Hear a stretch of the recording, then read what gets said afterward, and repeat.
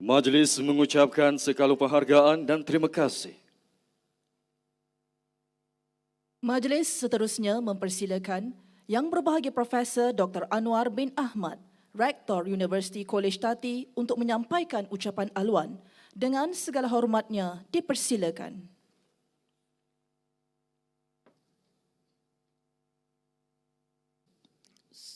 Assalamualaikum warahmatullahi taala wabarakatuh. Bismillahirrahmanirrahim. Alhamdulillahi rabbil alamin. Wassalatu wassalamu ala asrafil anbiya'i wal mursalin. Sayyidina Muhammadin wa ala alihi wa sahbihi ajma'in.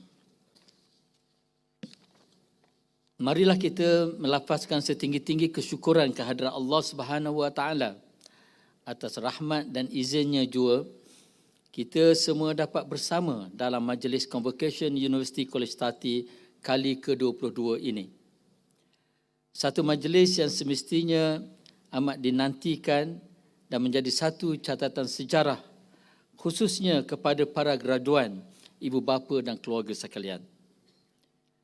Kami seluruh warga Universiti Kolej Tati turut rasa berkongsi kegembiraan ini melihat seramai 562 anak didik kami berjaya menamatkan pengajian dengan jayanya dan bakal memulakan langkah mengharungi kehidupan dan seterusnya menyumbang kepada kesejahteraan sejagat. Para graduan, ibu bapa dan sidang hadirin sekalian, tentunya saudara-saudari sedar ketika saudara-saudari bersusah payah berjuang mendapatkan segulung ijazah yang bakal diterima sebentar nanti, saudara-saudari bukan keseorangan. Sudah pasti doa, dorongan dan pengorbanan ibu bapa, ahli keluarga, rakan-rakan dan para pensyarah warga Universiti Tati seluruhnya adalah antara penyumbang kepada kejayaan anda.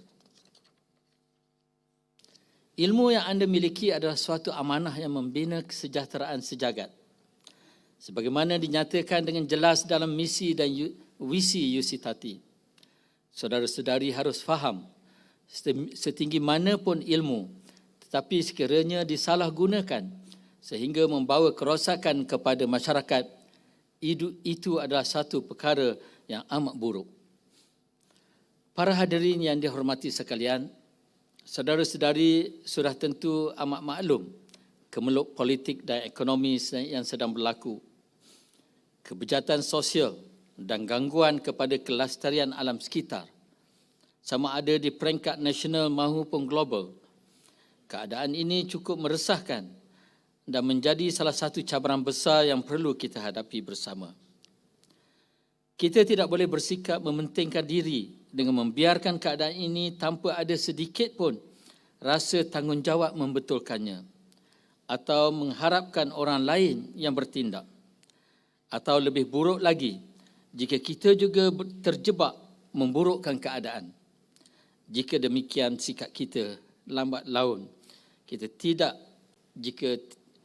tidak kita ataupun anak cucu kita yang akan terkesan dengan tragedi ini.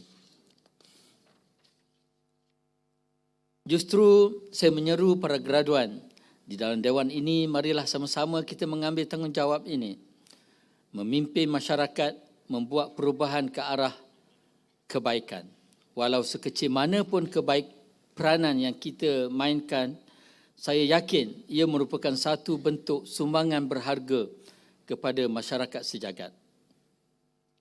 Para hadirin yang dihormati sekalian, sebagai panduan kepada para graduan, ingin saya membaca surah Al-Luqman daripada ayat 12 hingga 18 yang dirakamkan oleh Allah Subhanahu wa taala di dalam kitab suci Al-Quranul Karim. Kemungkinan pesanan-pesanan ini telah pun diberikan oleh pensyarah sekalian di dalam kelas-kelas pengajian. Ayat ke-12, dan sesungguh telah kami berikan hikmah kepada Luqman, iaitu bersyukurlah kepada Allah, dan barang siapa bersyukur kepada Allah, maka sesungguhnya dia bersyukur untuk dirinya sendiri. Dan barang siapa tidak bersyukur, tidaklah menjadi hal kepada Allah. Sesungguhnya Allah Maha Kaya lagi Maha Terpuji. Dan ingatlah ketika Luqman berkata kepada anaknya, ketika dia memberi nasihat kepadanya, "Wahai anak kesayanganku, janganlah engkau mempersekutukan Allah. Sesungguhnya mempersekutukan Allah adalah benar-benar kezaliman yang besar." Seterusnya, dan kami wajibkan kepada manusia agar berbuat baik kepada kedua orang tuanya. Ibunya telah mengandungnya dalam keadaan lemah yang bertambah-tambah dan menyusunya sehingga 2 tahun. Bersyukurlah kepadaku dan kepada kedua ibu bapamu. Saya ulangi, bersyukurlah kepadaku, kepada Allah dan kepada kedua ibu bapamu. Hanya kepada kamu kamu akan dikembalikan. Luqman berkata, "Wahai anak kesayanganku, sungguh jika ada suatu perbuatanmu sebesar zarah dan berada atau dirahsiakanmu dalam batu atau di langit atau di bumi, nescaya Allah akan memberikan balasan. Sesungguhnya Allah Maha Halus, Maha Teliti. Wahai anak kesayanganku, laksanakanlah solat dan suruhlah manusia berbuat makruf.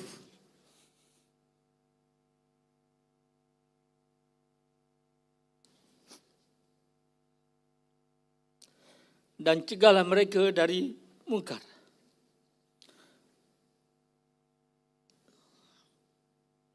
Dan bersabarlah terhadap apa yang menimpa kamu. Sesungguhnya yang demikian itu termasuk perkara yang penting. Dan janganlah kamu memalingkan wajahmu dari manusia kerana sombong. Dan janganlah berjalan di muka bumi dengan angkuh. Sesungguhnya Allah tidak menyukai orang-orang yang sombong dan berbangga diri.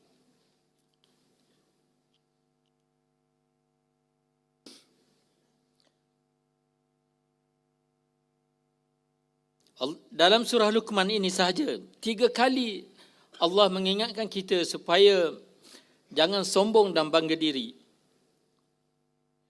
Jadi penting sekali kita mengambil perhatian berat tentang perkara ini. Banyak lagi nasihat-nasihat di dalam surah ini yang perlu difahami dan diamalkan. Para graduan dan hadirin sekalian, bacalah Al-Quran dengan memahami maksudnya. Kerana Allah Subhanahu Wa Taala umpamakan orang-orang yang membaca kitab tanpa memahaminya seumpama seekor keledai yang membawa kitab yang banyak di belakangnya. Keledai itu tidak mengerti apa pun berkenaan kitab itu. Sebelum mengakhiri ucapan ini, saya ingin merakamkan penghargaan setinggi-tingginya kepada semua pihak yang telah memberi khidmat yang cemerlang bagi menjayakan Majlis Convocation ke-22 ini secara keseluruhannya, termasuk warga daripada UC Tati, warga kerja dari pelbagai agensi kerajaan dan swasta, para siswa dan tidak ketinggalan para pemuzik dan penyanyi iringan yang menghiburkan para tetamu dengan persembahan mereka. Sekian. Wabillahi taufiq wa hidayah. Wassalamualaikum warahmatullahi wabarakatuh.